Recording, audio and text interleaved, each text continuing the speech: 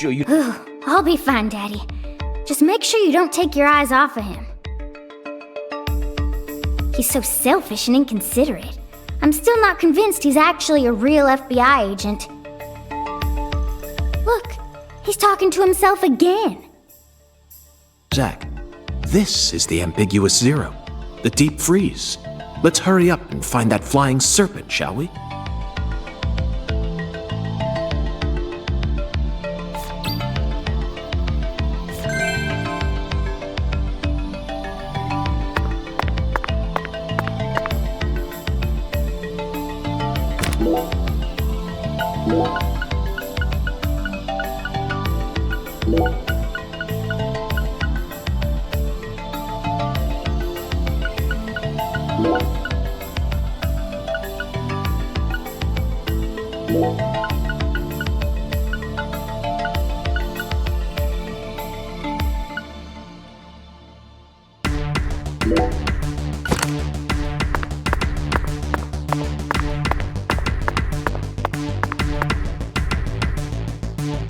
Hey, Mr. York, you sure you want to keep investigating this place even though we know the body ain't here?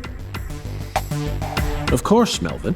The skeletal gentleman gave me an oracle, remember? It's Skella what? He's just joking, Daddy. You can't take him seriously. Huh? Well, was that really a joke, Mr. York? Well, I'll be. I see you've been hiding some real charm into that whole FBI routine. Sorry, Melvin, but I'm dead serious.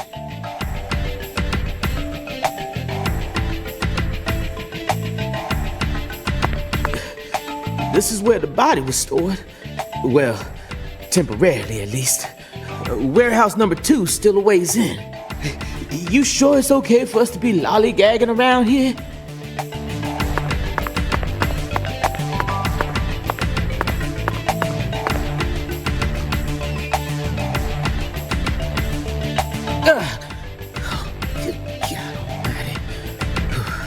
This place always gives me goosebumps, no matter how many times I come here.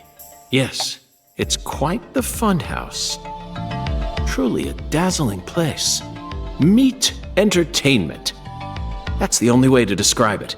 Woven together by life, frozen in time, a visceral, musical... Symphony. We eat all this in order to survive. Yes, truly a symphony. Life and death, resonating together. Yeah, it's really cool. Cool? Whoa now, CLG. Since when were you interested in this kind of stuff? What are you so surprised for, Daddy? I'm more mature than you are. I've seen way more realistic corpses on CSI, you know.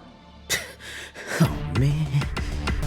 At first, Zack, I was shocked by the notion of storing a victim's body alongside food. But as I gaze upon this hanging garden, I realize it's just another scene of violent, depraved murder. Yes. All we need to do is change our point of view, and things will expose themselves in utterly new ways.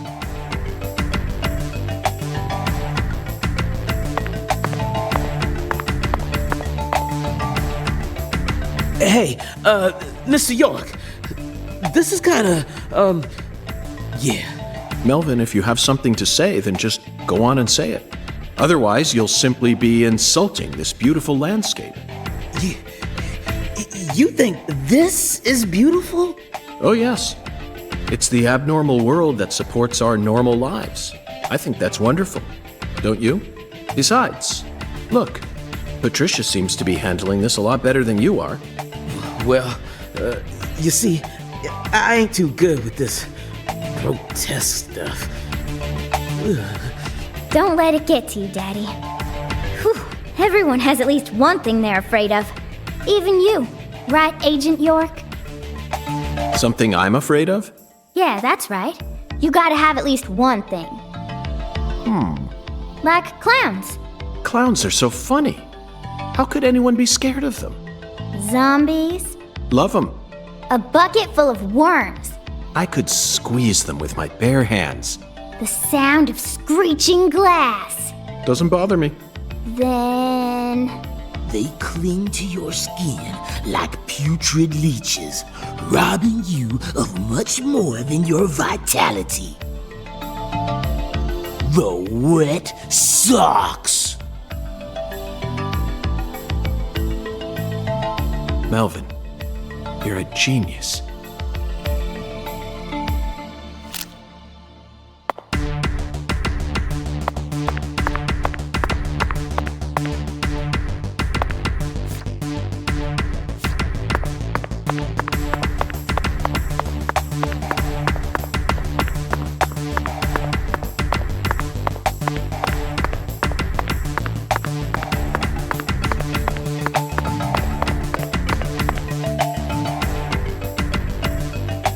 Melvin, I'd like to take this opportunity to ask you a personal question. In the hotel parking lot, when I first met you, the picture you had on your dashboard happened to catch my eye. Was that your wife? Oh, her? Yeah, that's my lady, all right. Candy. Her name's Candy, the prettiest girl in town, which makes me the happiest boy. A shooting star landed in a rural town, right on top of a man who now has a meteor-struck heart. You always keep her photo with you? You bet I do. The truth is, Candy's a little sick right now. She can't even leave the house no more. So I always keep her photograph with me. Kinda feels like we're always together, you know? I see. You care for your wife a great deal. But this means that... Yeah, that's right. My mama had me before she married Daddy. But it don't matter. He's still my real daddy to me. Oh, thank you, CLG. And you're my pride and joy. Well, Zach, isn't this a heartwarming scene? But there's one thing I just can't get out of my mind. Don't you think that photograph looked a bit too old? Perhaps Candy is already... No, let's not think about that. It might be a private matter, just like you, Zach.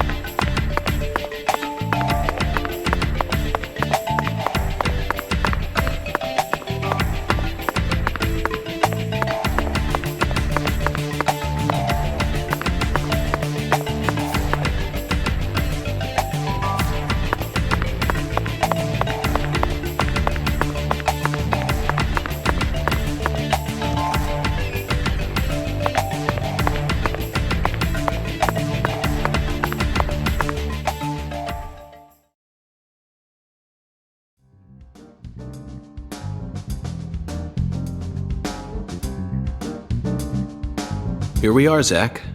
The morgue. They stored the victim's body in a cold storage warehouse operated by her family. I'd love to shake the hand of whoever came up with that one. Hey, Agent York. Did you just come here to laugh at rural officers who are doing the best they can? We don't have any special facilities like you people. What else did you expect us to do, huh? Don't compare us with city folk. This is Carré. Or maybe you're just disappointed that you didn't get to see the bloated, decomposing corpse of a young girl. Sorry, you're right. I went a bit too far just now. But don't misunderstand. I honestly think it's a fantastic idea. I'd never try and bully your daddy. Better not. Thank you for understanding.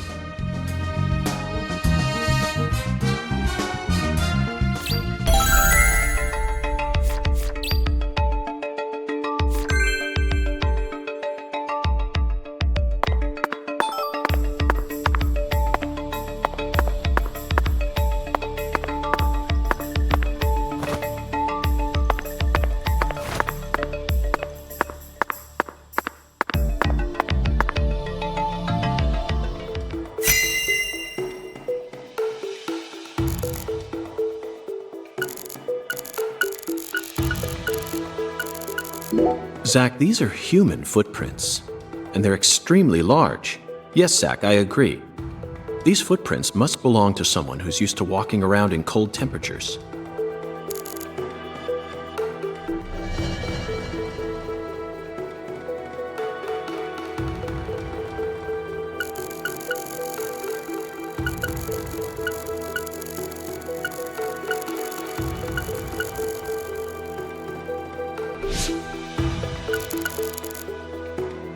Look at the thermometer, Zach.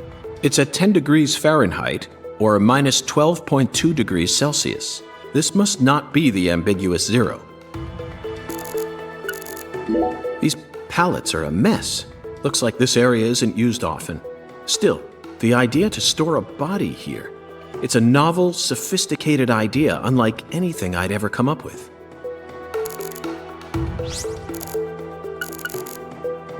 Zach, can you see that? Look closely. That's right. There are 4 imprints in the frost on the top of this. It's hard to believe, but I think these are fingerprints. Yes, Zach, that would lead one to believe that the body napper is a giant who's over 10 feet tall. An icicle. Never thought I'd see one of these down in the South.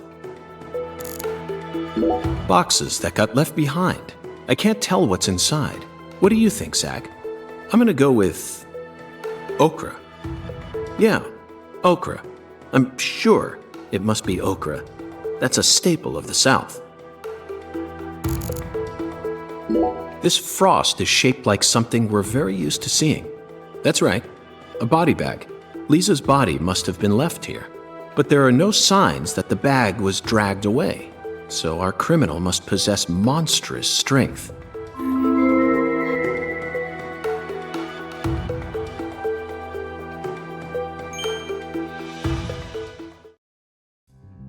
Seems like our flying serpent isn't here.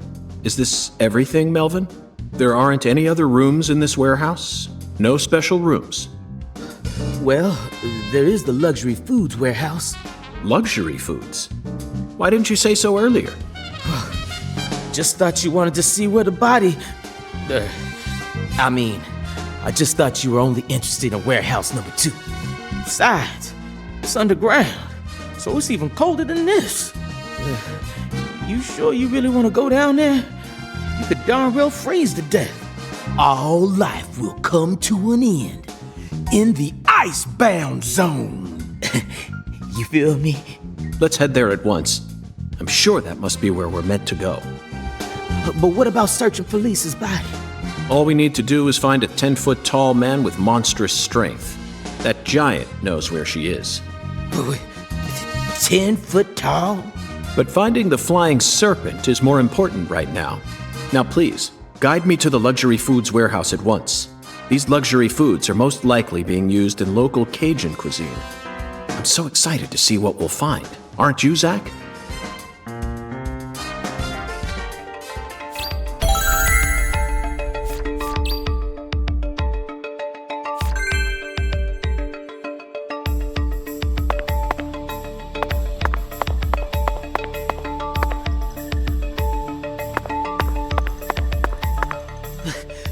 All right.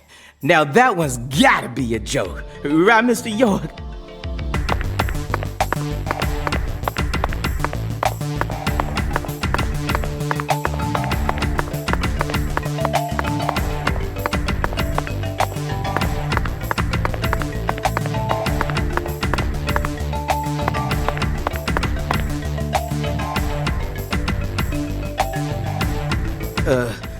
That elevator needs a key, Mr. York. Do you have one? Actually, no. I didn't think you'd ever want to go down there, so I didn't bother to go and get one. Well, then would you go and get one now? Yeah. COG, I know. I'll tell it to him straight. Thing is, Mr. York, you know the Clarksons? The folks who own this place? Well, they don't too much like the police. And they sure as hell don't like them when they're my color. It was, real hard for me to get permission to open up this place for you to search through. So they ain't gonna be too happy if I go back to them now, asking for another key. What should we do then? Let's just find a worker here who can lower the elevator for us instead. All they need to do is take a break from their work for a couple minutes. And what am I supposed to do? Just stand here and pretend like nothing's happening? Yeah, you FBI folks are good at that, right? That's always what I see you doing on TV.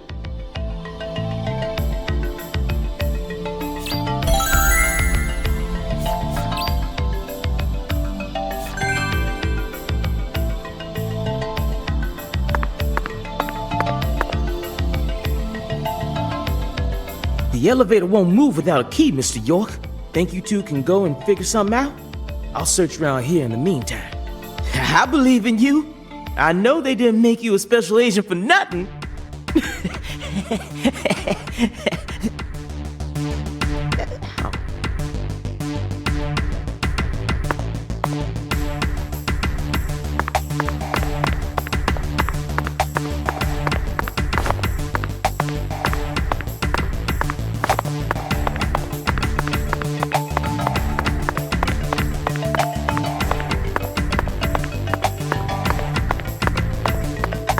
Zach, I think we can move this. Better check back here as well, just to be on the safe side.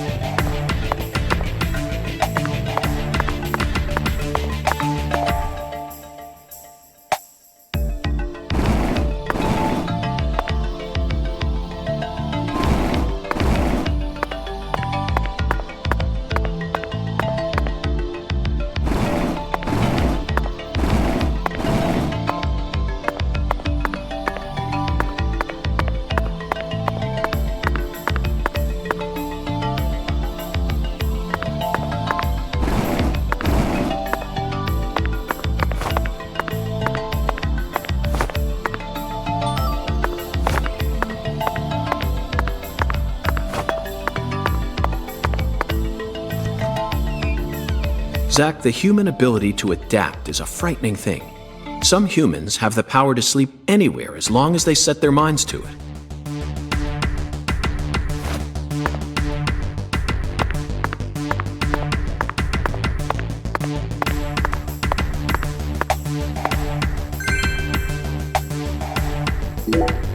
Now we should be able to operate the elevator. No need to worry. This facility no longer has a body to steal. What else do they have to lose? A few cans of crawfish? I feel bad for him, but it's for the sake of the investigation. I'll write him a letter of apology later.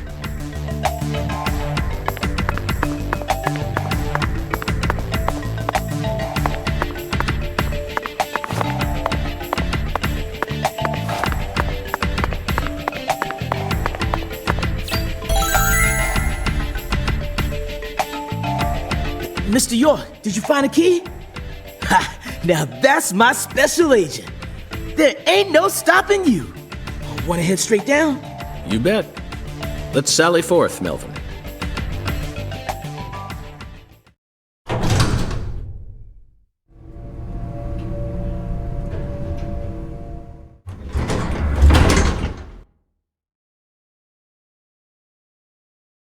Zach, look at that thermometer. 0 degrees Fahrenheit, or minus 17.7 degrees Celsius. This is the ambiguous zero.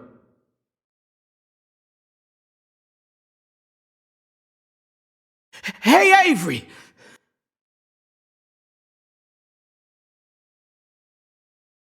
Open the damn door, Avery! It ain't no use, Mr. York. Once Avery starts working on something, that's all he sees. He just tunes out everything else. We'll have to wait until he finishes and comes out to us, I reckon. Or we could come back tomorrow. I disagree, Melvin. Time may be on our side, but that doesn't mean we should waste it. You gave me Mr. Alligator precisely for moments like these, didn't you?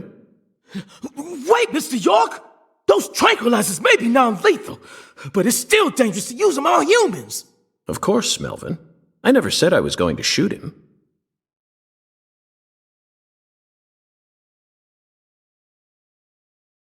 You're gonna shoot some meat to get his attention. I'm right, ain't I?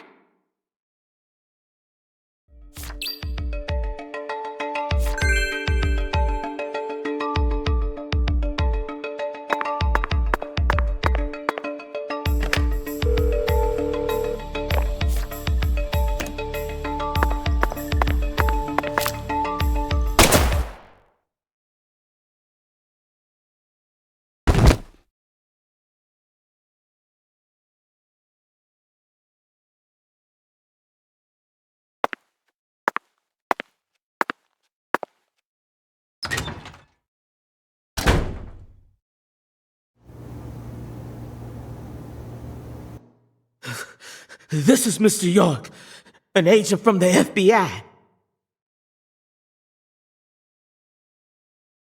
Hi, Avery. I'm Special Agent Francis York Morgan.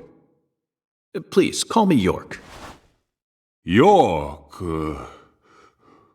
you a smarty pants,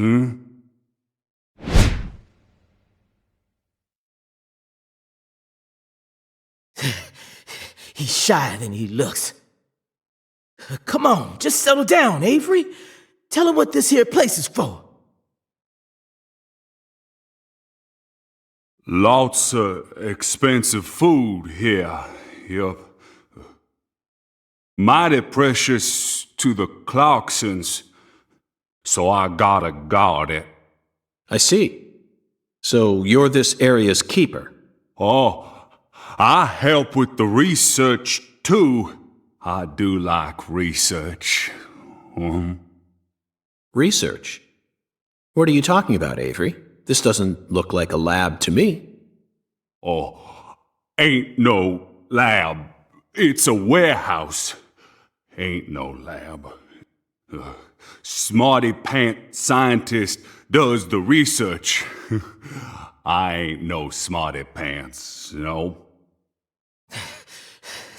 He's a bit slow in the mind, but he ain't a bad guy. Your story about the giant who carried Lisa out. Don't tell me you think it's him. I mean, it's true that he's free to come and go as he pleases in this warehouse, but... No, as far as I can tell, he's just a bit over 6'5".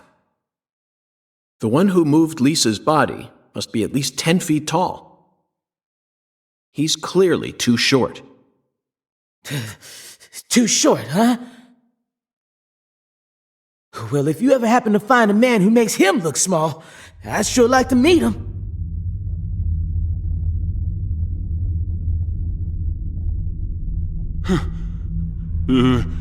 Lisa. Hey, cut it out! Lisa. Why? Avery, that's not Lise. Not Lisa?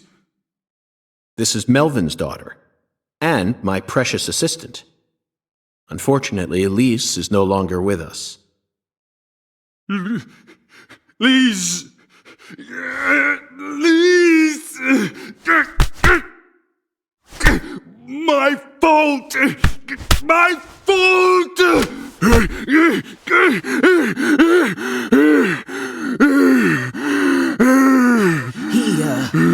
I guess he's sort of like Lise, you know?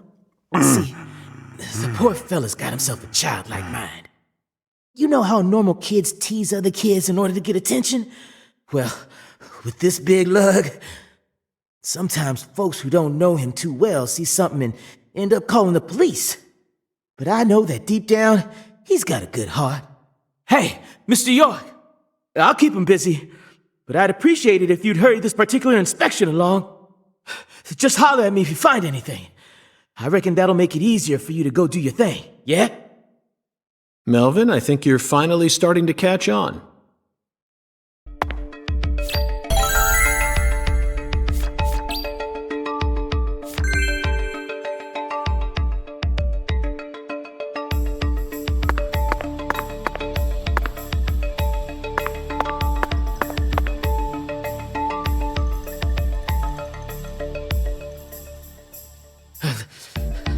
I'll keep an eye on him while we're here. Just relax, Avery. We'll get out of your way as soon as we're finished.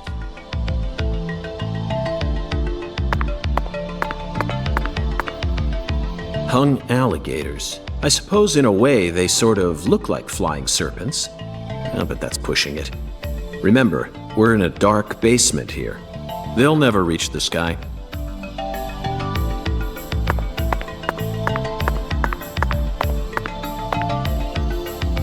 Avery, this box looks special.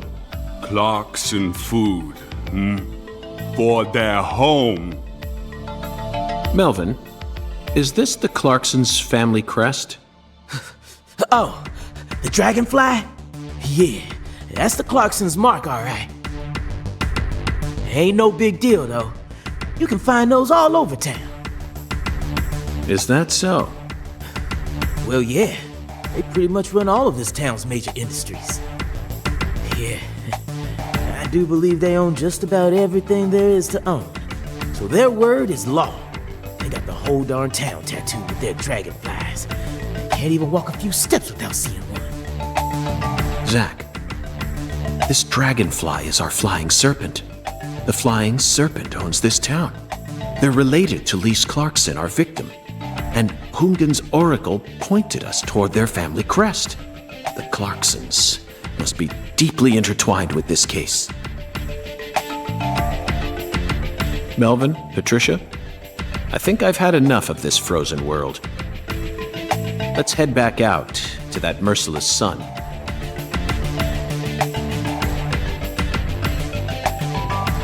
Well, what are you waiting for? I can't bear to spend another second down here.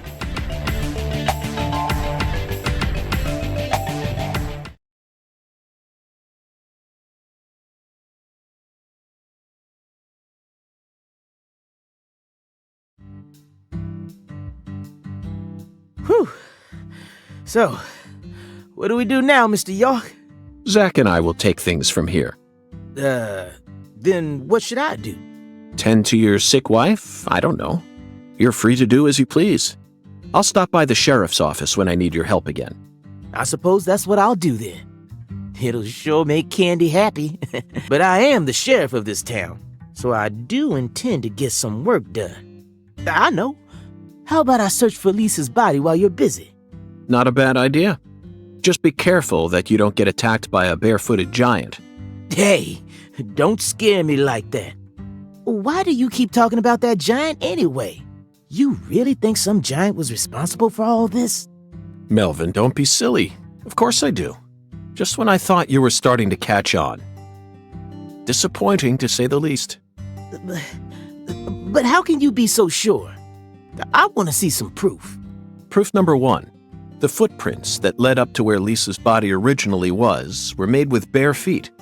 None of the prints looked similar to those of common insulated boots, and the arches of the feet were visible. The person who carried out Lisa's body must have had very large feet. I'd say they were at least 16 inches. Proof number 2. I found fingerprints on the cord of one of the hanging lights in the warehouse. The fingerprints weren't aimed up from below. They were coming directly from the side. Clearly, the giant moved the light because it was in his way. He pinched the cord with his fingers. Proof number 3. There was nothing else found in the vicinity where Lisa's body was stored. This means the giant carried her out without dragging her across the floor. But there's only one set of footprints. The only conclusion I can draw from this evidence is that a barefooted giant, standing over 10 feet tall, carried Lisa's body out. That concludes the entirety of my proof. Any objections, Melvin? But there ain't no way a human could ever be that tall. Have you seen every human alive with your own eyes? Well then, you need to forget all your preconceived notions when embarking on an investigation. Whether you come face to face with a 10-foot giant or a skeletal gentleman, you always need to accept everything that comes to you with a clear mind. Do that, and eventually the truth will reveal itself to you. You're a smart kid, I'm sure you understand. Well, I'll be damned.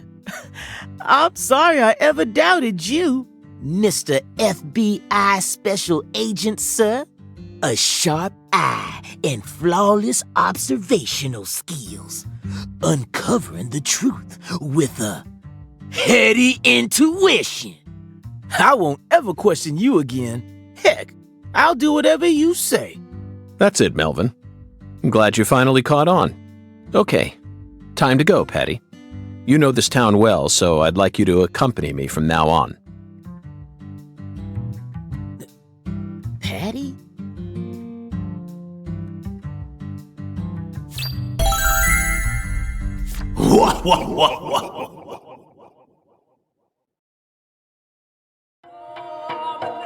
When the sun awakens, catch the tip of the baby bear's tail at the Force altar. At the entrance to the other world will reveal itself to you. Zach, it's another oracle. It appears that we're being guided by a mysterious power. This oracle is a simple one. The false altar. You already know what this is, right? The place where Lise Clarkson's body was first discovered. She was found under a bridge at some sort of altar as if she was being worshipped. That's what Chef David said, right?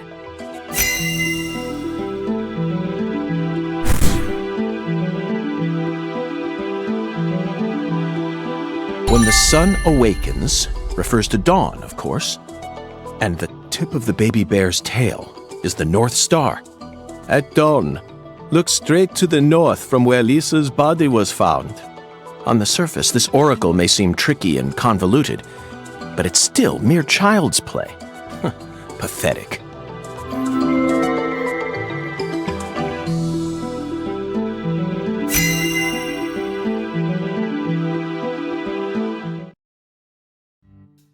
Zach, let's follow the oracle and head to where Lisa's body was found.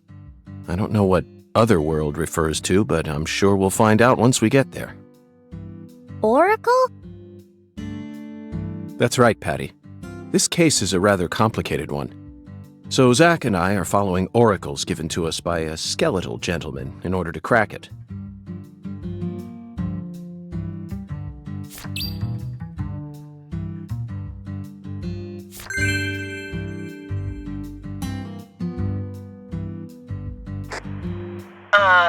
This is Carré Tiger. Do you read me? Over. Carré Tiger to DC Eagle. Do you copy? It's Daddy. Hurry up and answer.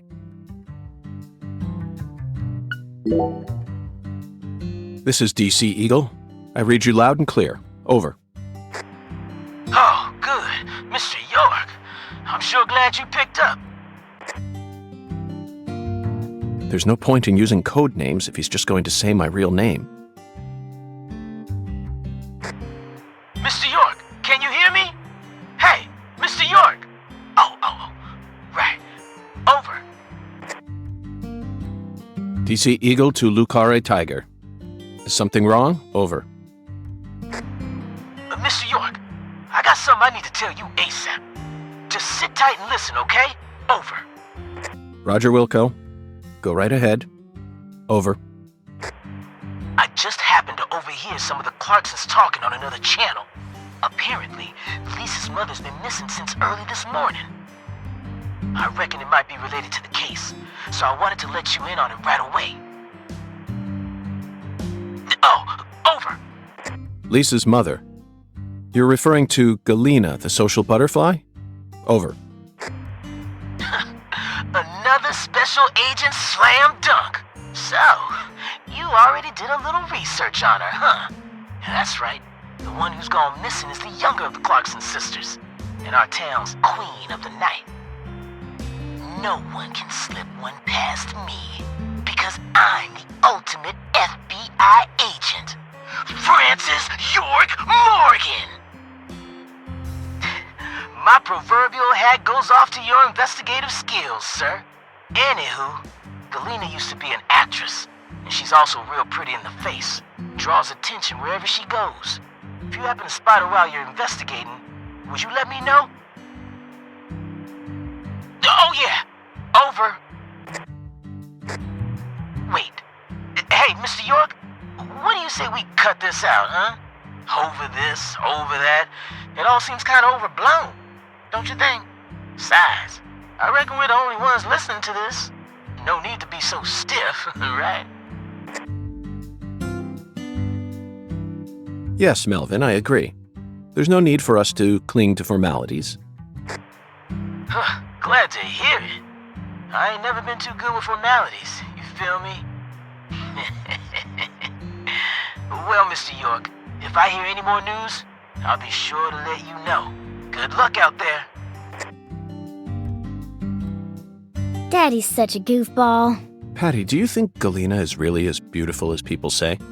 I don't know, I guess. Men just seem to like women like her for some reason. Who's more beautiful, Galena or your mother? What?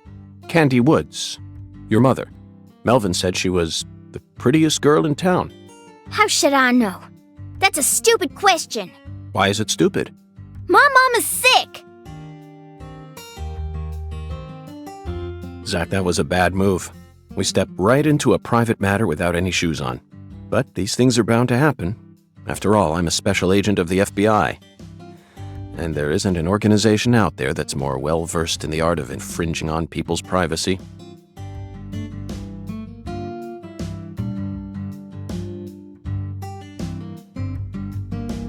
Hey, let's shout something out loud. Like what? Chocolate Sundae. Okay, sure. Actually, never mind. This is stupid. Hey, Patty. What, Agent York? Nothing. Just felt like saying that.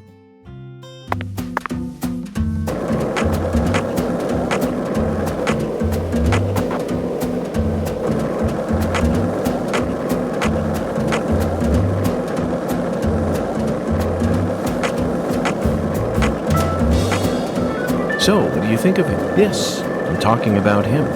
Undan, is the skeletal gentleman friend or foe? Or does he merely exist outside the realms of evil? Still too early to tell, but it's clear that he'll be the key to uncovering this case's mysteries. That's what my soul tells me.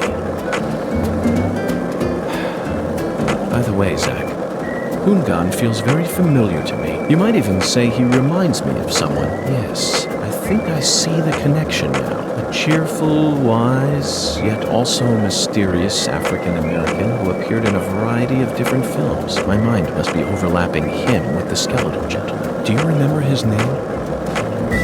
Ah, yes, that's it. Scatman Crothers. In 1980, he played Dick Halloran in The Shining, and in 1983, he was in The Twilight Zone. He played the man who invited all those elderly folks into a strange new world. I knew it, Zach. There's definitely a connection here, but he's a bit too old. Scatman's more of a sage character. Our skeletal gentleman is a little younger, isn't he? Yes. They have different body types, but what about Forrest Whitaker? He made his debut in 1982 in Fast Times at Ridgemont High. Then he was in Platoon and The Color of Money, both released in 1986, followed by Good Morning Vietnam in 1987. Oh, and he was in Bird in 1988. What an impressive filmography. Across the 80s, he transformed his rough, young image into a more cheerful, wiser one. That's why the 80s can also be described as the decade that built up Forrest Whitaker's career. I firmly believe that he'll win an Academy Award for Best Actor someday. Yes, I'm sure it's right around the corner. He'll most likely wait until the time is ripe. Maybe around next year, then he'll unleash his best performance yet. Zach, I could go on about famous actors forever, but we have a case to solve here. Let's table this discussion for now.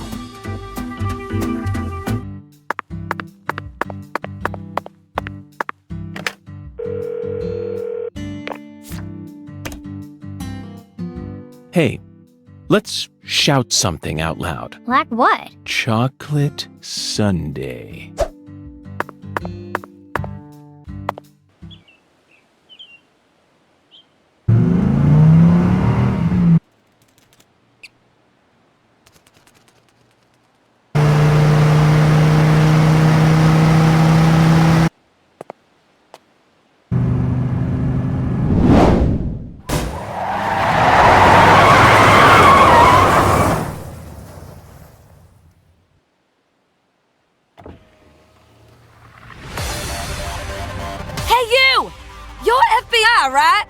And who might you be? I'm Raven, but around here they call me the Speed Witch.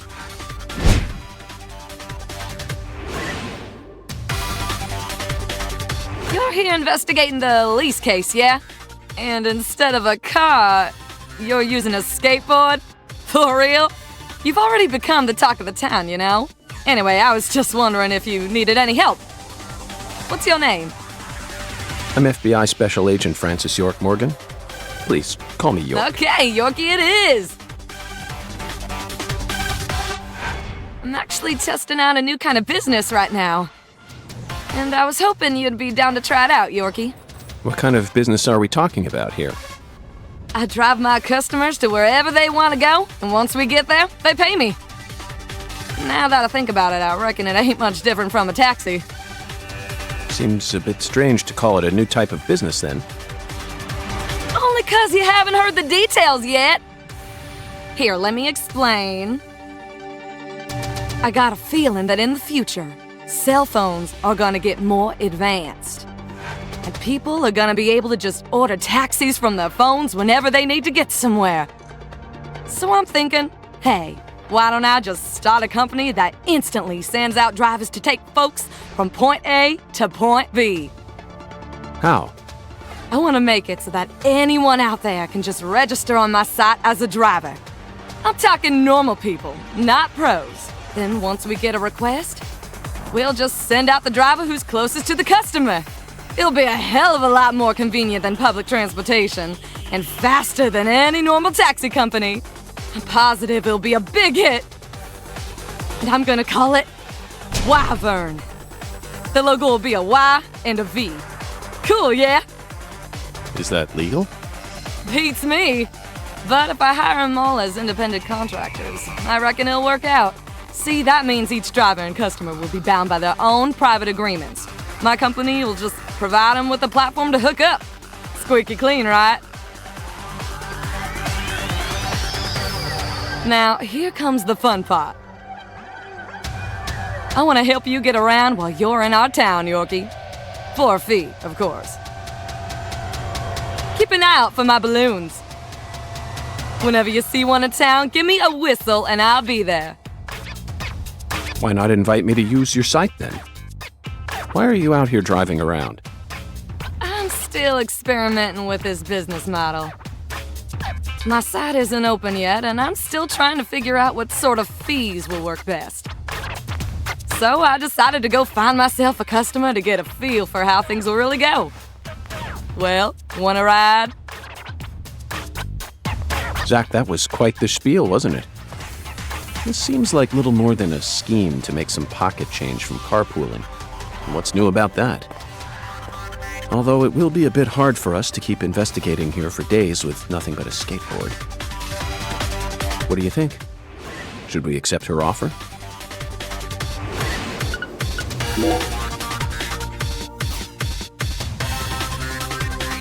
That's what I'm talking about.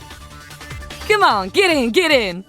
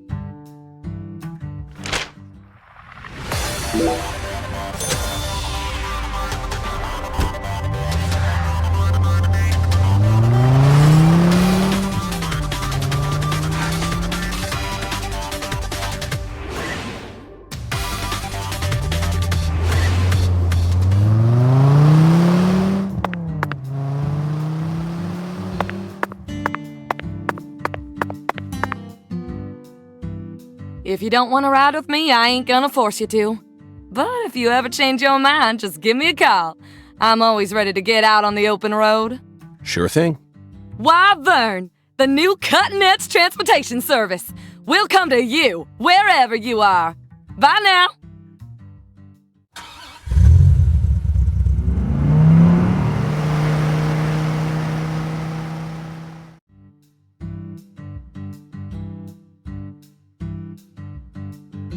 It's a beautiful day, Patty. Really? Seems kinda normal to me. Now that you...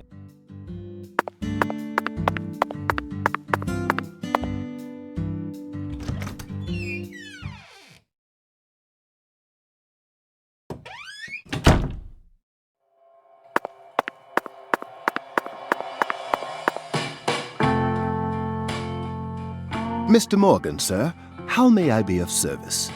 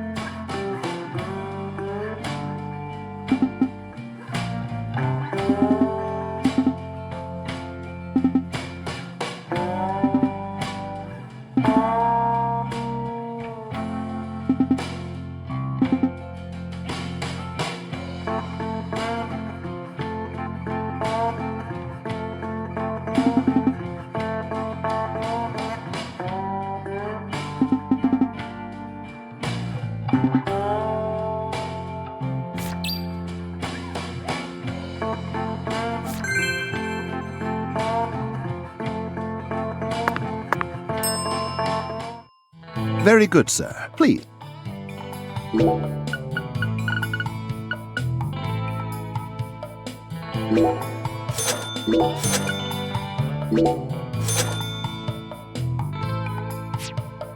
Serving you is my greatest pleasure, sir. Please do let me know if there is any other way for me to assist you.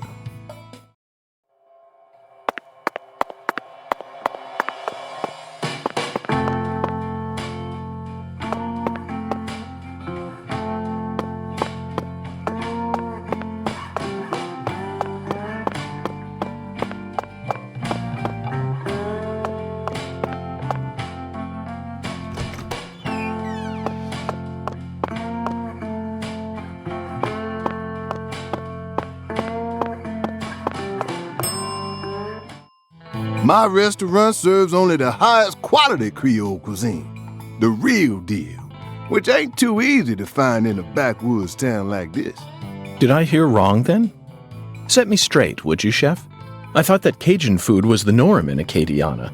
Why would you go out of your way to serve Creole food here? When I was a youngin', I trained myself at a famous restaurant in New Orleans. A famous restaurant? That's incredible. Was it Arnaud's? Antoine's? No, don't tell me, I got it. Brennan's, right? None of those, actually. But that place taught me how to really cook. Go on and try something, you'll see. Very intriguing.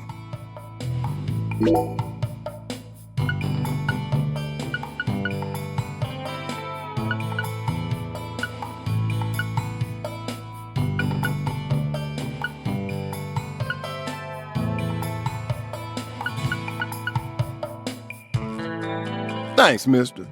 Next time you get a hankering for old-time Creole food, just stop on by.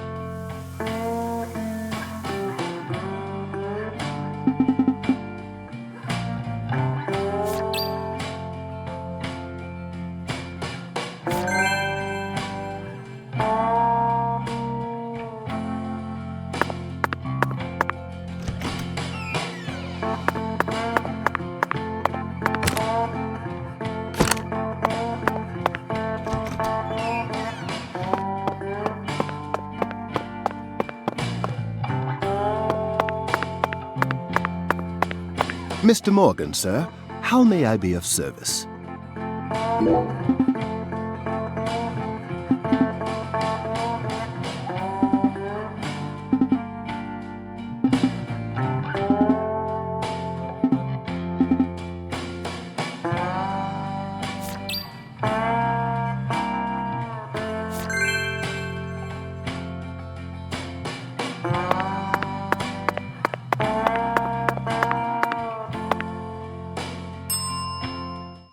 Hey, bellboy, what's this balloon doing here? Oh, hey there, boss. That balloon belongs to the transportation service. The transportation service. Zach, we haven't seen a single taxi since we got to this town, have we? Well, of course not. You won't find a single limo or taxi driving around this town. What does the balloon call then? That'd be Wyvern. Wyvern? That pushy entrepreneur? Right on the money, boss. Why are you helping her out? Me? Oh, I'm just in it for the kickback, boss. So calling her from here costs more than calling her from somewhere else? Exactamundo. Although there are certain places that you can only get to from here. I see. Zach, it looks like we've run into yet another unique rural custom.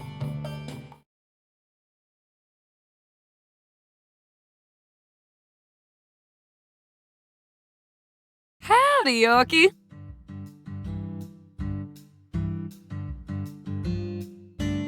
That's what I'm talking about. Come on, get in, get in.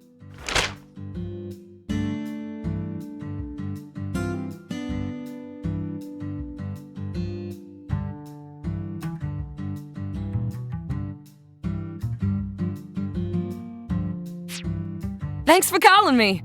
Wyvern, the new cutting-edge transportation service. We'll come to you wherever you are. Goodbye now.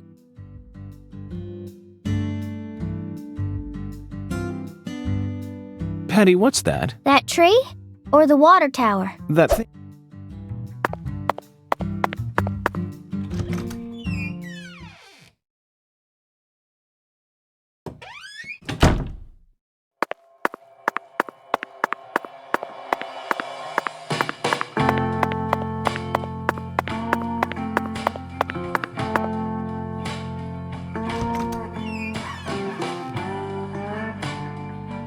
Whether it's a restaurant or a hotel, The key to charming your customers is how you present your bathroom. I'm sure you feel the same way, don't you, Zach? Now this is the kind of bathroom a person can really get excited about. It might even trump the one we saw in that drug dealer's house in Austin. Remember? The art piece on display in there utilized the natural curves of human ribs in such a novel way.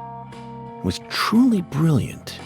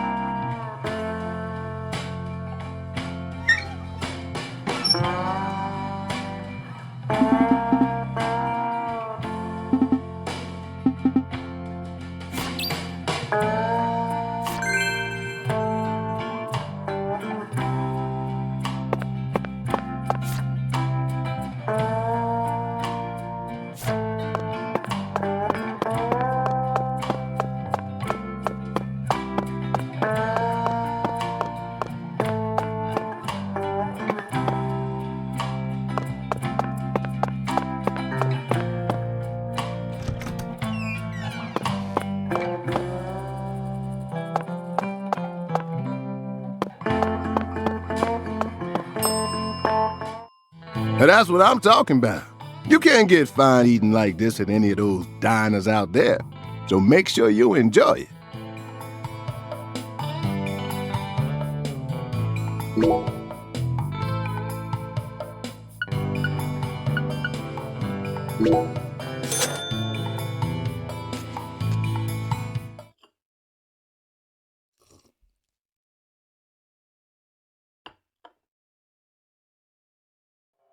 That food was unbelievable.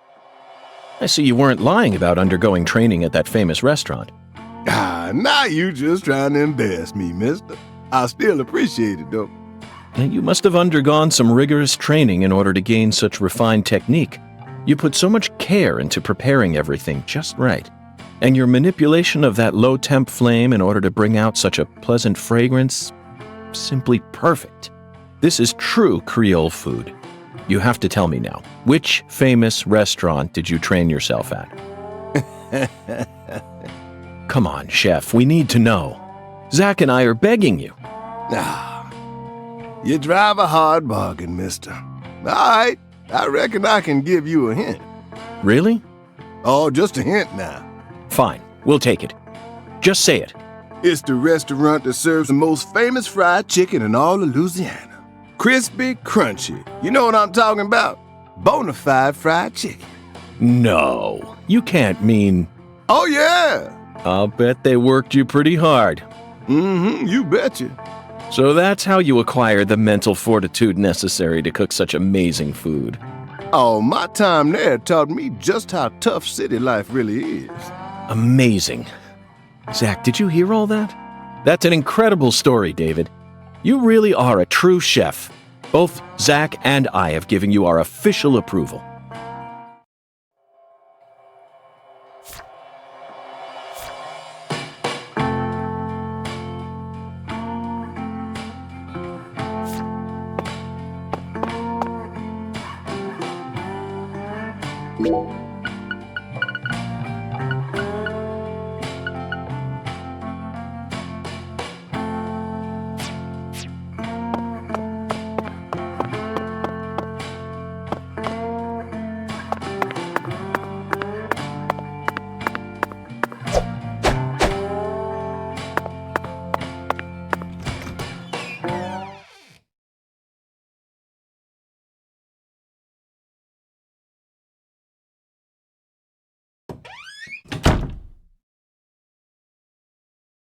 Hey, let's shout something out loud. Like what? Chocolate Sundae.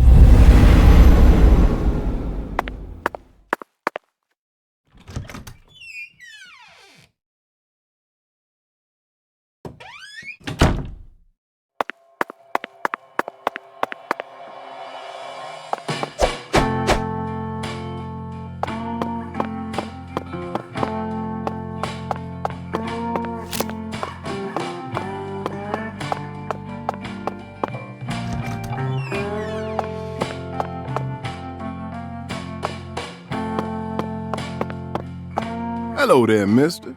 Need something?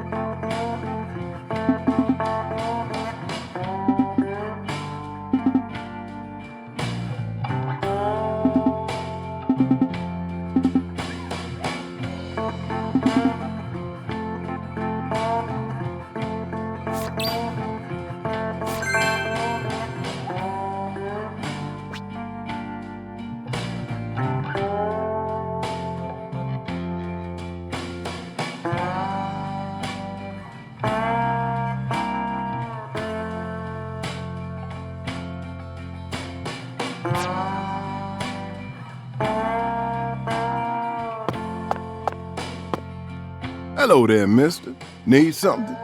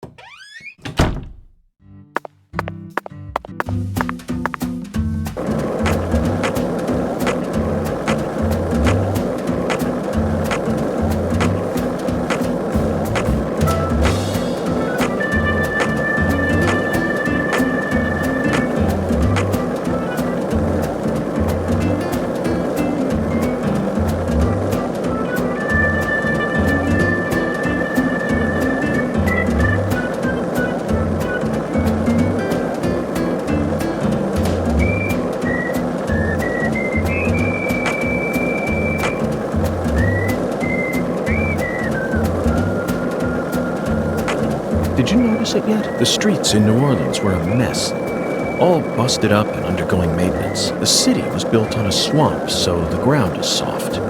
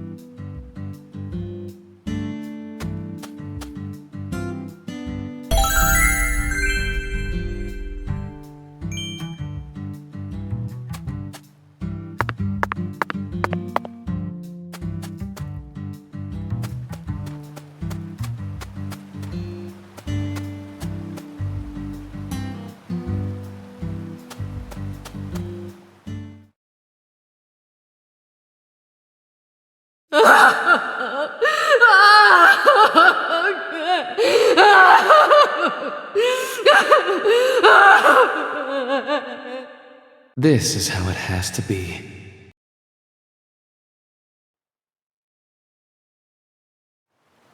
Why did the perpetrator decide to enshrine Lisa's body here?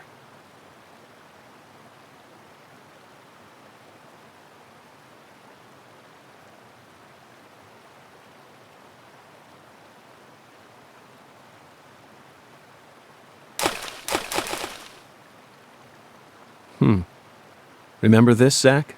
Stone skipping. We did it all the time when we were kids. For some reason, I could never beat you. But I feel like I've got what it takes to win now. What do you say? Shall we take a trip down memory lane?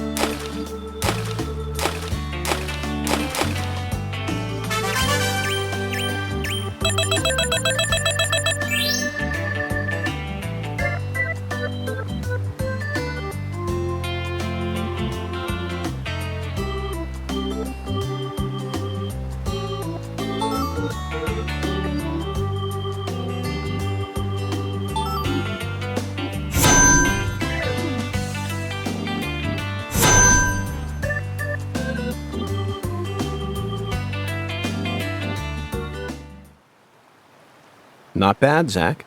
That was just as fun as when we were kids. Hey, what's that? No wonder the word Mississippi means father of waters. It has the power to carry boats down the tiniest of tributaries. It's one of the prime symbols of America's majesty and the vitality of the human race. Now about that boat. What sort of cargo would give it such a deep draft? What else do you see, Zach? I saw it clearly, if only for a second. The dragonfly crest. This town never wants to stop reminding us about the Clarksons.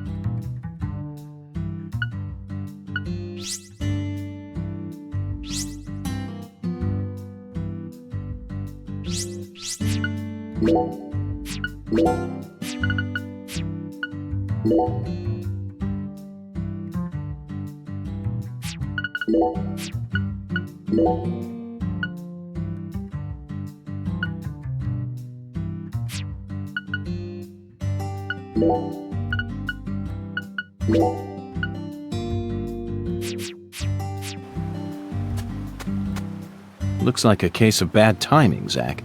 Let's come back later.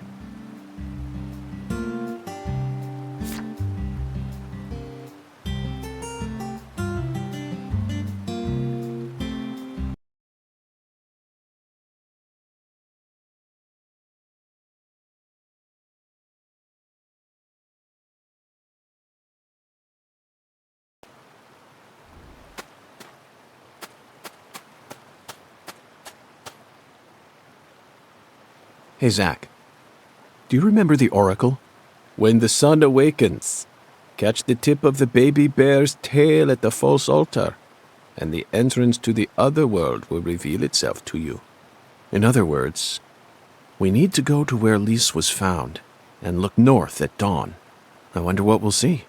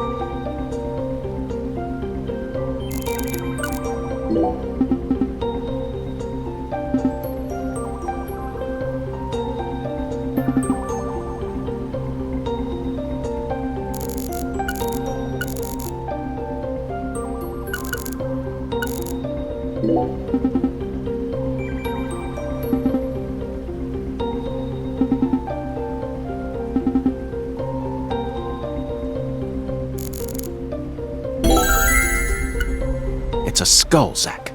As clear as day. That's the spot. The barrier between our world and the other world. One might call it a singularity.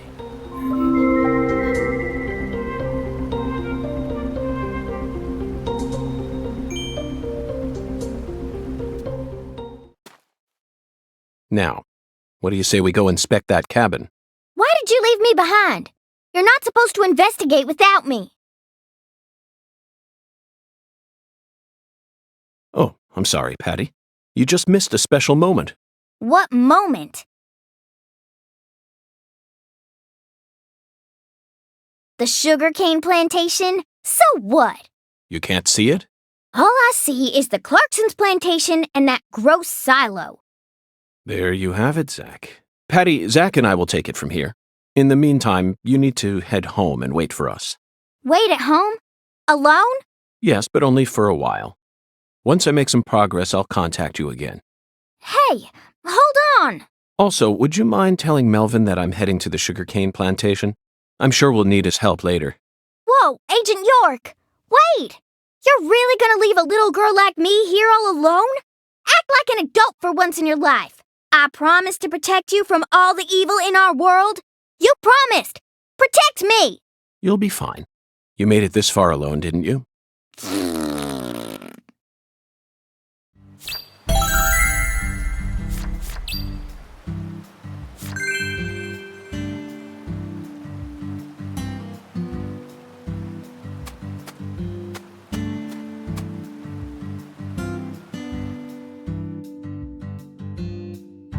Oh, if it isn't Agent Morgan. How may I help you? Are you angry with me, Patty? I don't know what you're talking about. Oh, good. In that case, please return home at once.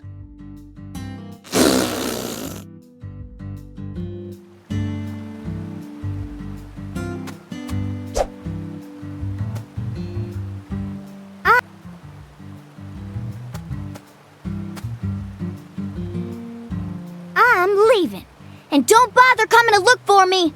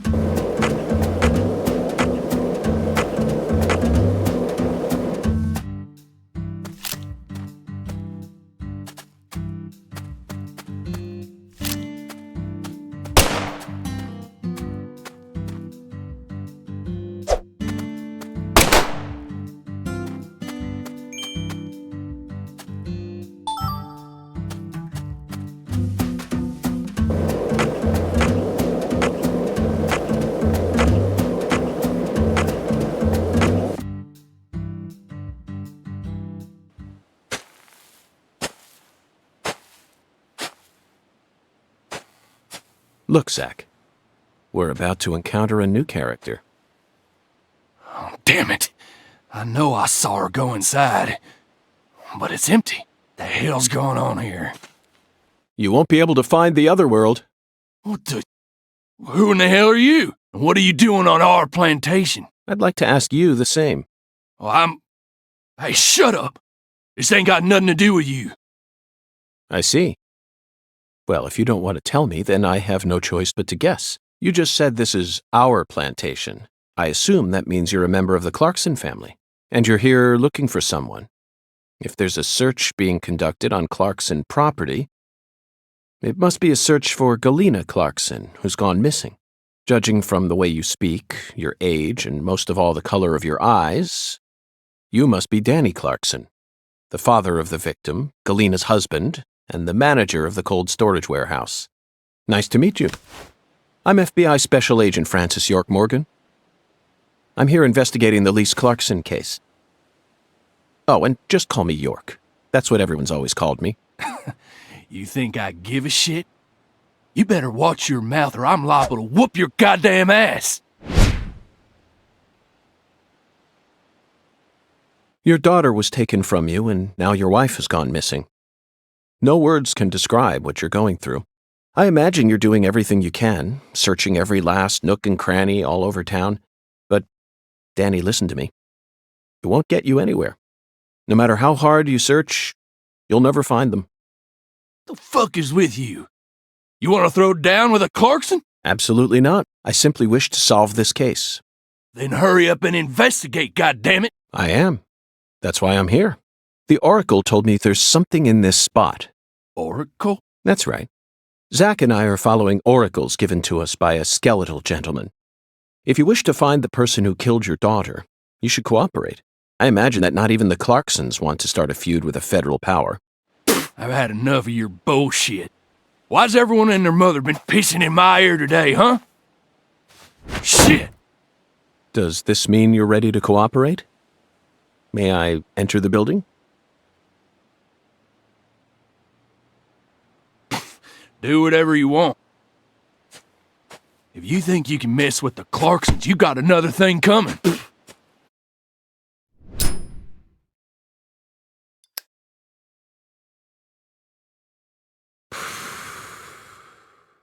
Zach, it appears that the Clarksons have no idea where Galena is either. And judging from Danny's demeanor, the family must be in the midst of their own complications. This case may require more work than we think.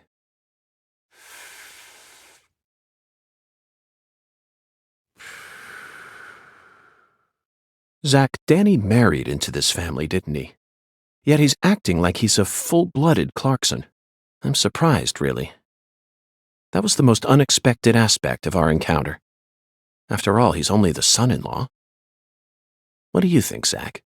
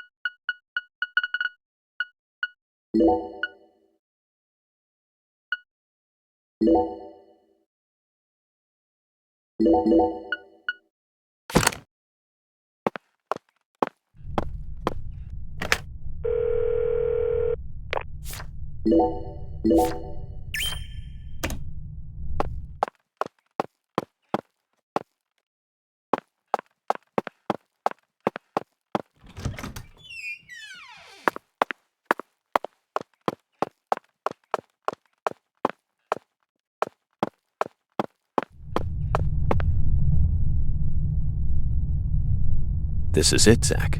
A deadly premonition. You know, for some reason I'm getting butterflies. How about you? It's time we went and saw this other world for ourselves.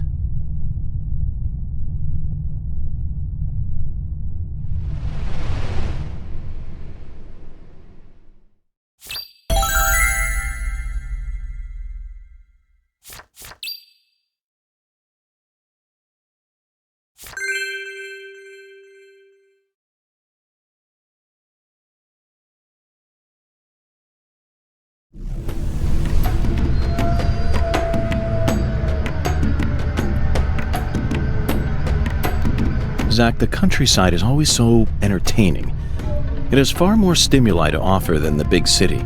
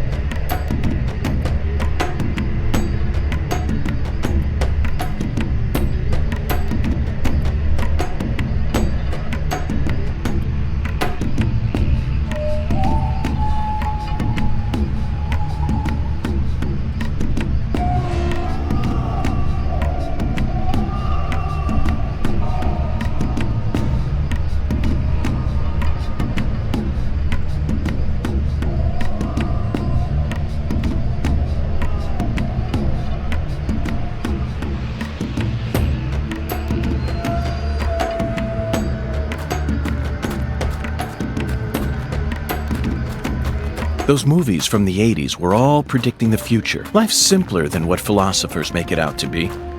In the end, truth and reality are never one and the same. Now we have nothing to fear. Right, Zach? Let's march straight in.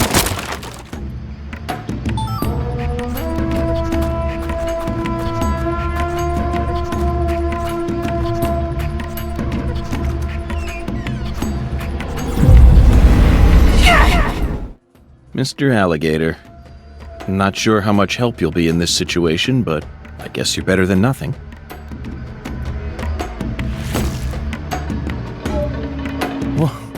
What the? Zach, I don't even need to say it, do I? This is right out of that movie. Videodrome, 1982, directed by David Cronenberg. At the time, it was seen as a hard movie to digest for normal moviegoers, but now it's become a cult classic.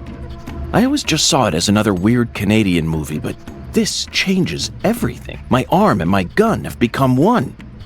Now I can really understand what Max was going through.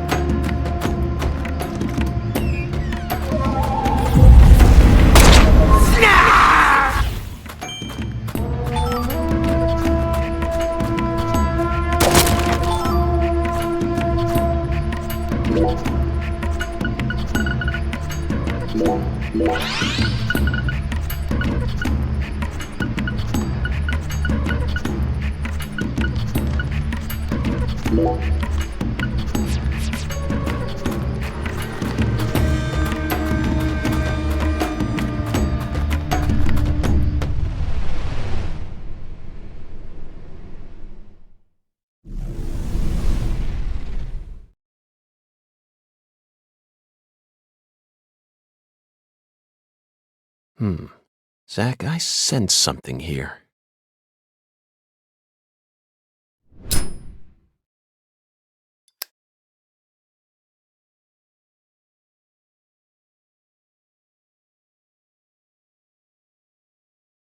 Lise was murdered here. Let's take a closer look and find out exactly what went on.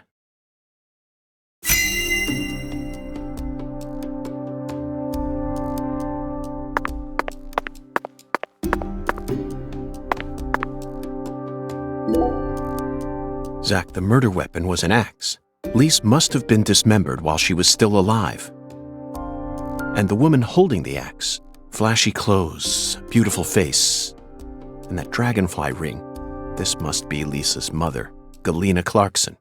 Look, Zack, she's crying. It's the polar opposite of Lisa's euphoric expression. Galena is brandishing an axe while tears stream down her face. What was going on in her head?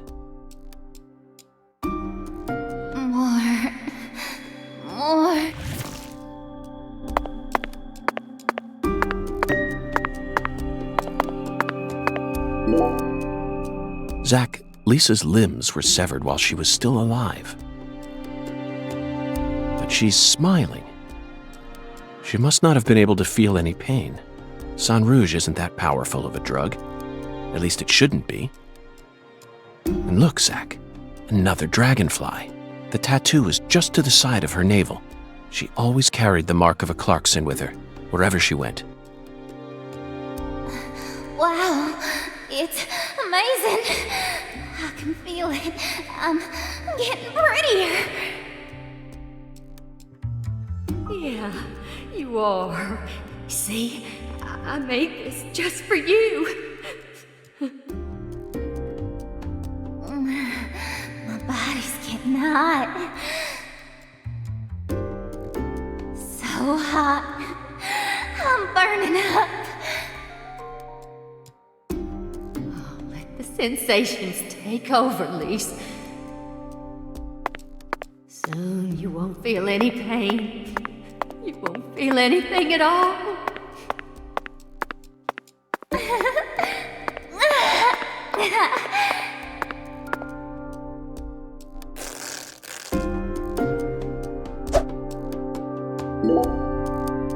red powder. This must be Sang Rouge, but for some reason, it looks more vibrant than all the specimens we've gathered so far. Okay, let's get started. This is gonna be so fun. Remember how you used to play with dolls when you were a baby, honey? Yay! I love dolls. Dolly, dolly, dolly.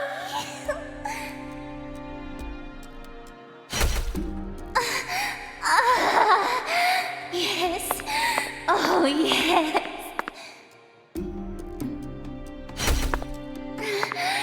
You're amazing.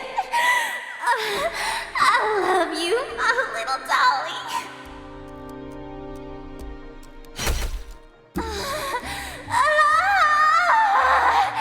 Yes, yes. Play with me, dolly.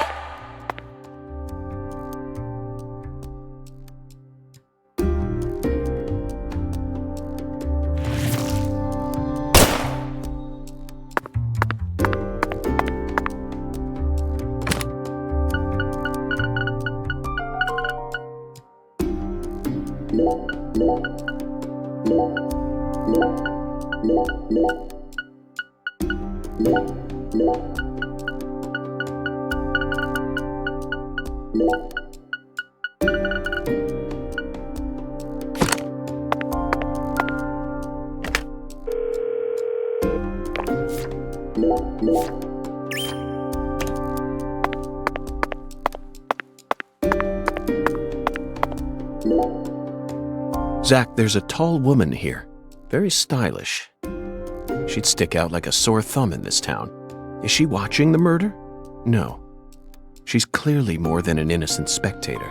She must be deeply entwined with this case somehow.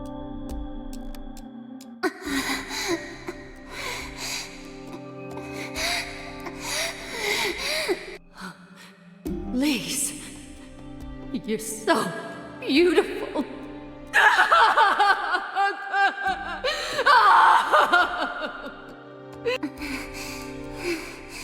Really? Yay! I'm a little dolly. I'm a little dolly. That's it, Lise. It'll all start from you. Now you'll never die. You'll be eternal. Just wait for me, Lise. I'll be with you soon. I'll always be with you.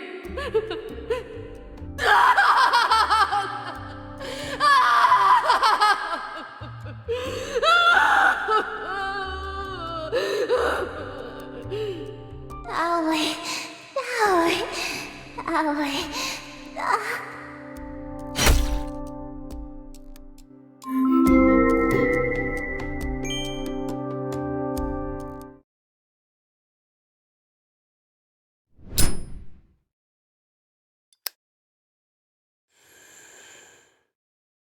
Lise Clarkson was murdered here. After she died, she was carried to the spot underneath that bridge. Why did the killer feel the need to move her? Bodies are usually only moved to cover up evidence, but this is different. Lisa's body was enshrined. She was being shown off to someone.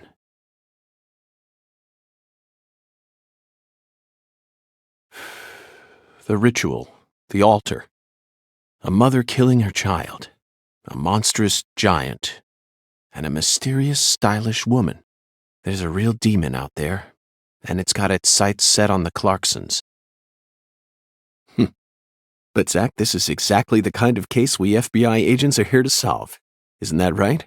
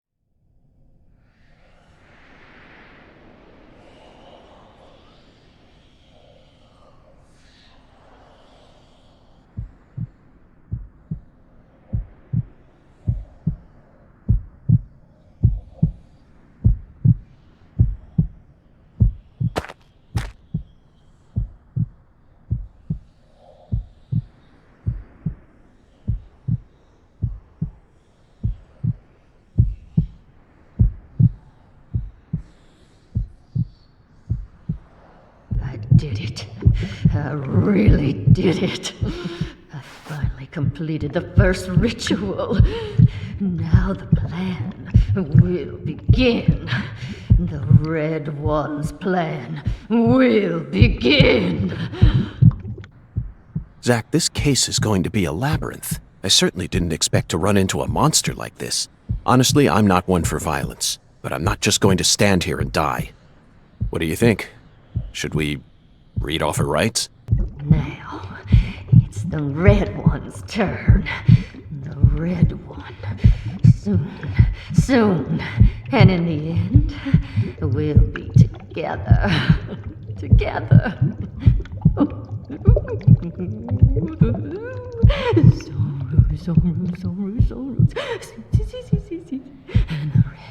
And red. Oh, seeds, red. Oh, yeah. I killed Lise. I did just as I was told. I killed her. So pure, adorable, and beautiful. I killed my own baby. Lise, you son of a bitch! What did you do to my daughter?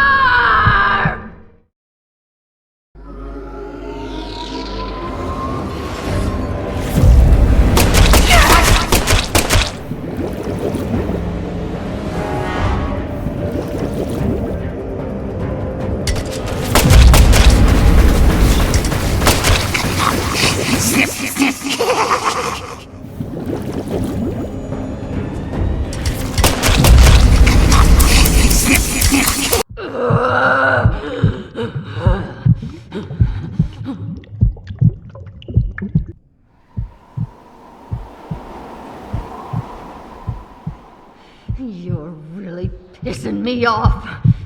I'm invincible now. Holy red seeds protect me. So then why? What are you? No, it can't be. You came here to stop our plan? You can't stop us now. We already made our sacrifice. You don't know how much we sacrificed. How many tears of blood we cried. Oh, for the Red One's plan. We've come so far. The Red One gave me the honor of lighting the flame. I'm not gonna let you stop me here!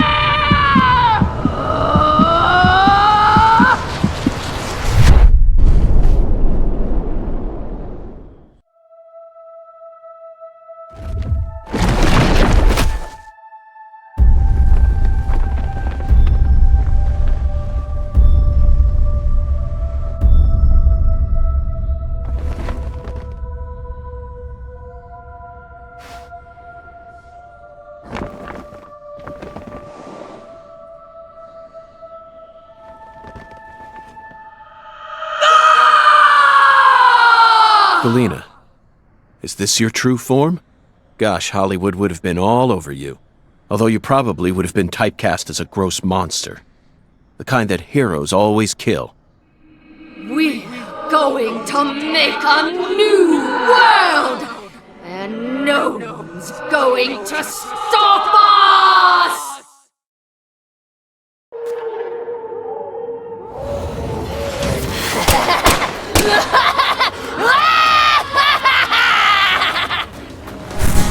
The flesh!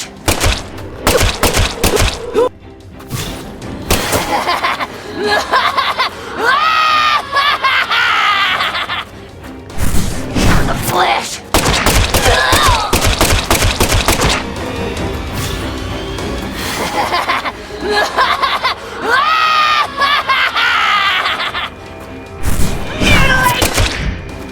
Why?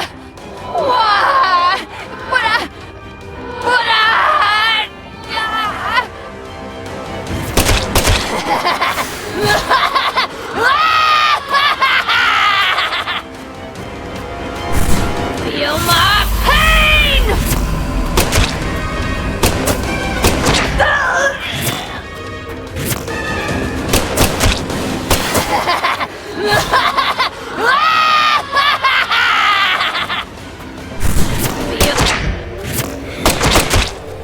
No! This can't be happening! How?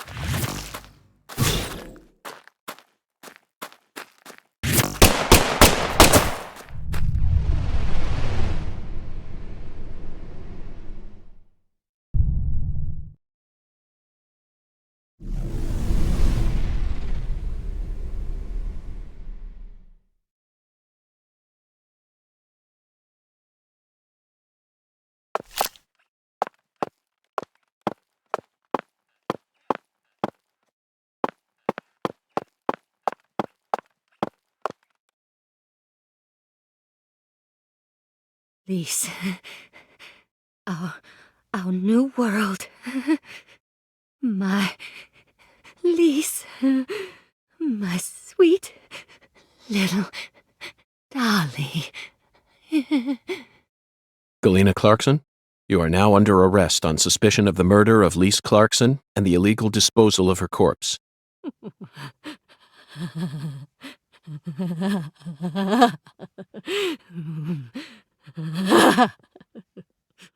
You have the right to remain silent. Anything you say may be used against you in a court of law. That's enough, Zach. She can't hear us anymore. Zach, pardon my language, but this case can go fuck itself.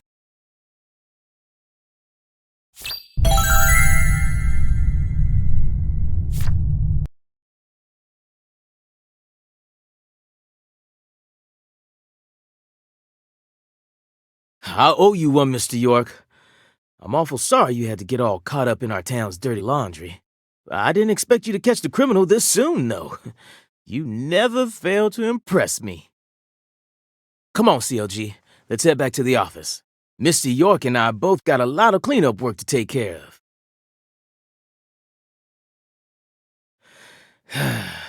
Now I just gotta figure out what I'm gonna tell the Clarksons. That's my biggest problem. Melvin, this investigation has only just begun. What? But we got the killer. This case is much more complicated than it seems. You mean you're gonna keep searching the town? Of course. At the moment, I'm after a tall, stylish woman. Does that ring any bells? Stylish? You lost me. What's that got to do with anything? Zach and I saw her with our own eyes. We need to find her, I'm positive. You're probably talking about Professor R. Professor R? From the jazz bar? Yeah. I mean, she's the only person in town you could call stylish. She's tall, too. But... What is it, Melvin? Well... Well? Out with it. Don't let your 10-year-old daughter upstage you here, Sheriff. You're looking for a stylish woman, right? Yes, we've established that. Then I think you're barking up the wrong tree with Professor R. She isn't exactly a normal woman, if you catch my drift. I hear you loud and clear. Melvin, you're careless in every sense of the word, but I believe you operate on the side of good in most cases. With that in mind, I'm disappointed to see that you carry some prejudice with you. But Is she the type to forbid customers from entering her jazz bar due to the color of their skin? No, she ain't like that. Well then, case closed. Melvin, I think we should call it a day. I'm going to head back to my hotel and get some sleep. I also need to prepare a report to send back to the Bureau. Patty, thank you very much for assisting me in my investigation. I'll be counting on you again tomorrow. I just helped an FBI agent. Oh, and Melvin, one more thing. You needn't worry about what to tell the Clarksons. I'm sure they already know that Galena's been arrested. After all, this is Carré.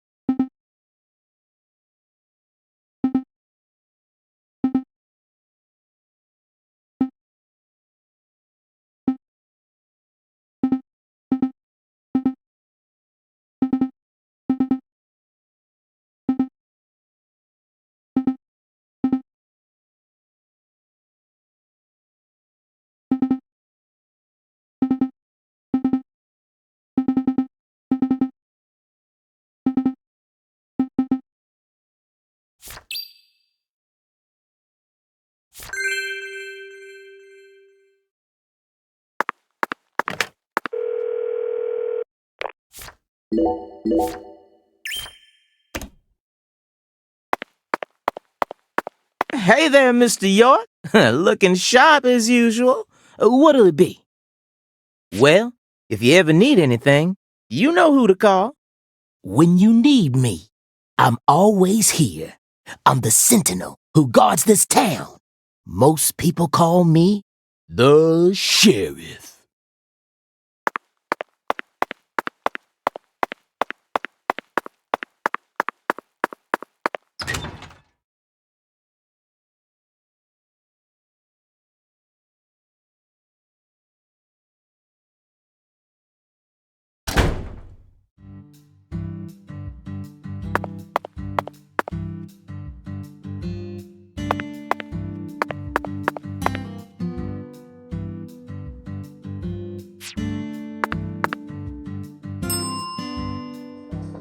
So, Mr. York, what do you think of my castle?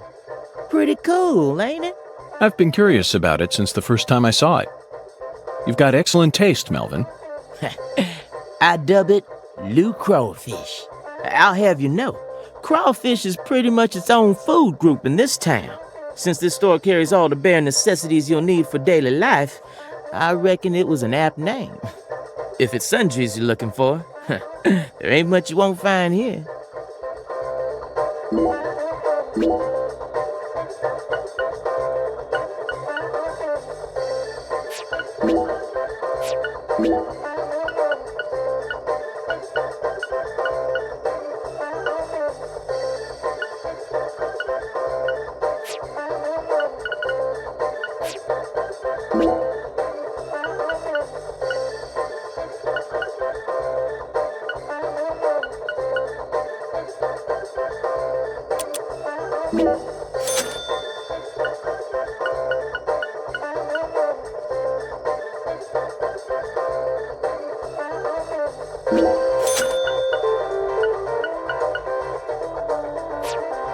You ever need anything?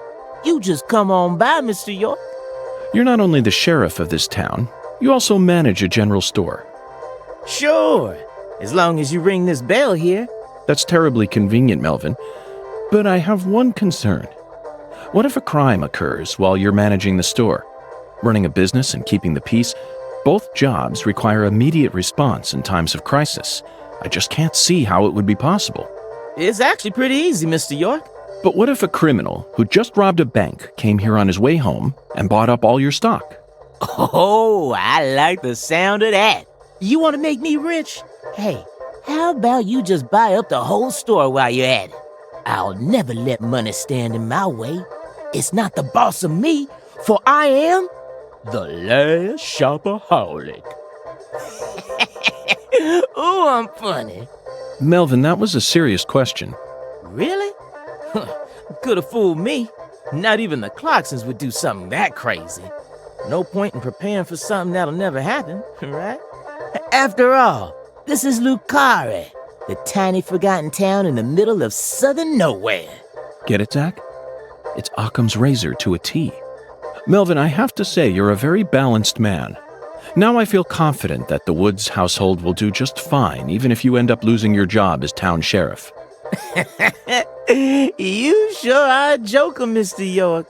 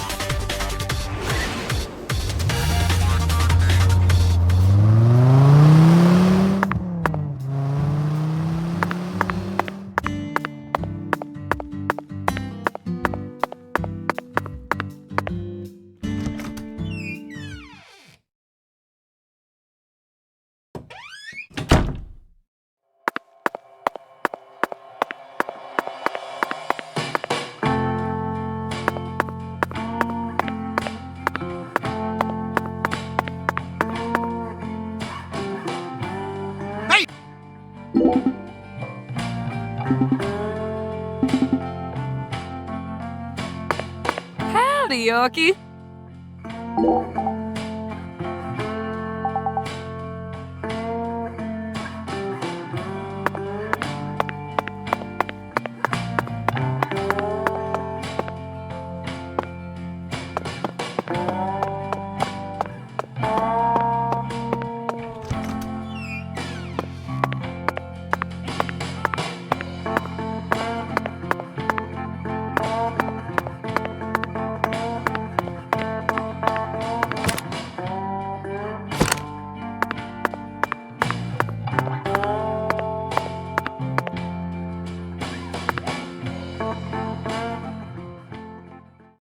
Zach, let's go over our progress.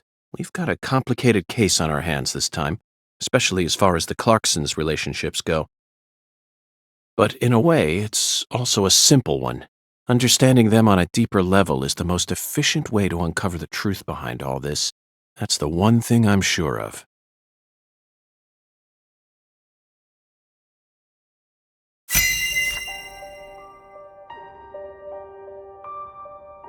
Zach, let's start with the people who were closest to the victim. Lise Clarkson, the victim, is the granddaughter of the current head of the Clarkson family. Her mother is Galena, an ex-actress, and Lise clearly inherited her beauty. Except for her eyes, that is. Lisa's eye color matches that of her father's. Now, do you remember who Lise Clarkson's father is?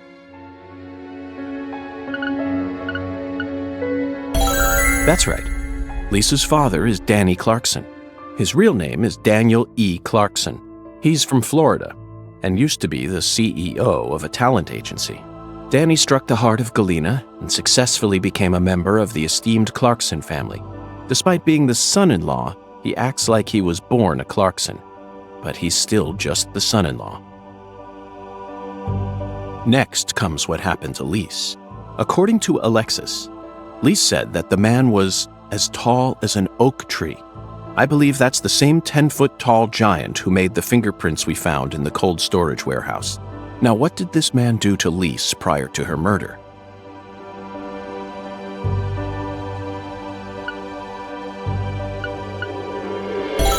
Yes, that's it, Zach. The man as tall as an oak tree followed Lise around and watched her. Despite his towering stature, he must have been rather shy. Or perhaps he was merely biding his time and planned to kidnap her from the very start. If that's the case, there should have been some evidence left at the scene of the crime. Zach, we're still missing some puzzle pieces. Speaking of the scene of the crime, I did some profiling in the plantation's control room. The truth it revealed to us was nauseating and horrific, but we need to touch upon it if we wish to proceed. Isn't that right, Zach? Who actually murdered Lise Clarkson? Yes, that's right. Lisa's own mother killed her, while she was dreaming about some bizarre new world. This is by far the vilest and ugliest crime we've ever seen. The fact that Galena set up her daughter's body at an altar makes this case even more complicated. Remember, not a single sacrificial human murder has ever been proven and documented in all of American history. The real world is far more complex than what we see in films and video games, and sacrificing a human life for something else is no easy task. In conclusion, Zach, through our investigation, we found one character who sticks out more than anyone else. You know exactly who I'm thinking about, don't you? We'll need to have a word with her in the near future. Who's the stylish woman we saw during the profiling?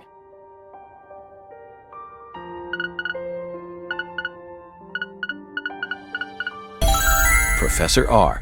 We haven't met her yet, but she's deeply intertwined with this case.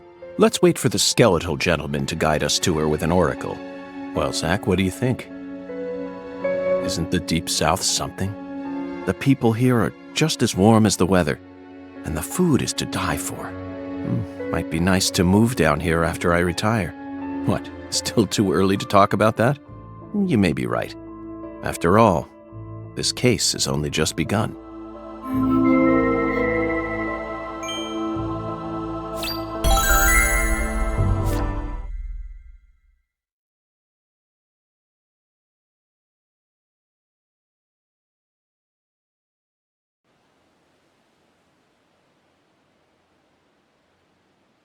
Galena can't be the killer. They're making all this shit up.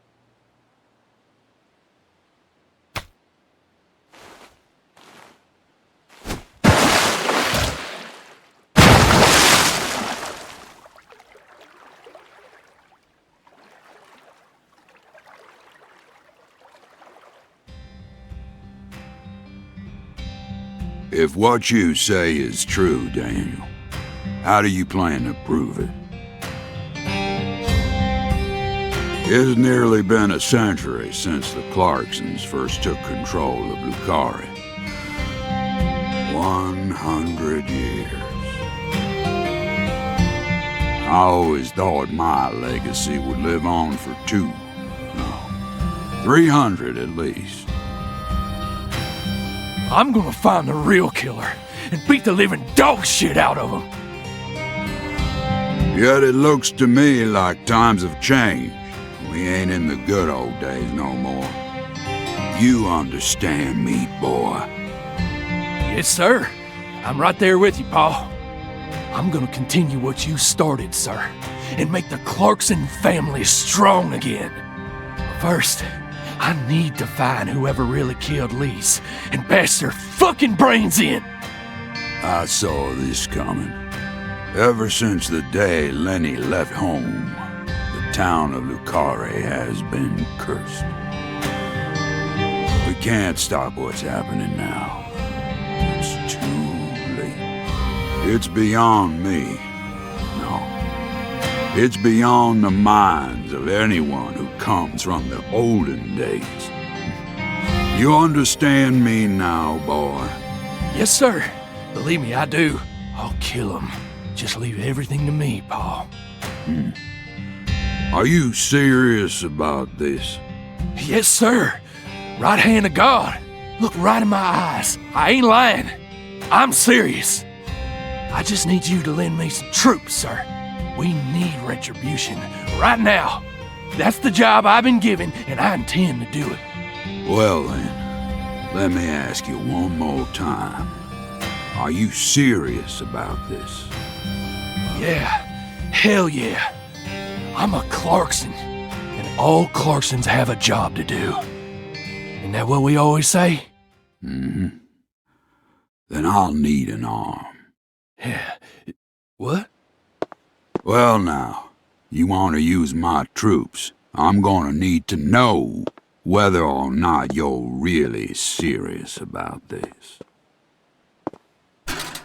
Just one arm. Slide it on through that wire there, and it'll take care of it for you. Paul, I mean, you're joking, right? Daniel, have I ever told you a single joke? No, but... If you want to become a real Clarkson, then you done got yourself a job to do. Wait, Paul, I get it now. You want me to stick it in and then pull it out at the last minute, right? You want to see if I got guts or not, but there's gonna be another way. You can't be serious, sir. Hey, knock it off, you assholes! Let me go! He's just joking with me. Let me go, goddammit! Oh, please, sir, don't do this! Just tell me this is a joke, please!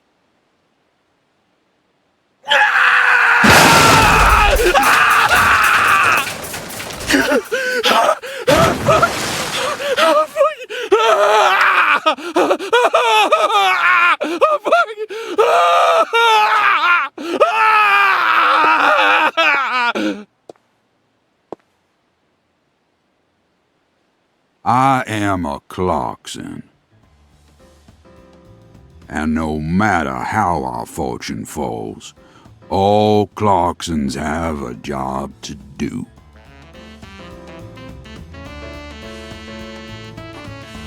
That be the law of this land.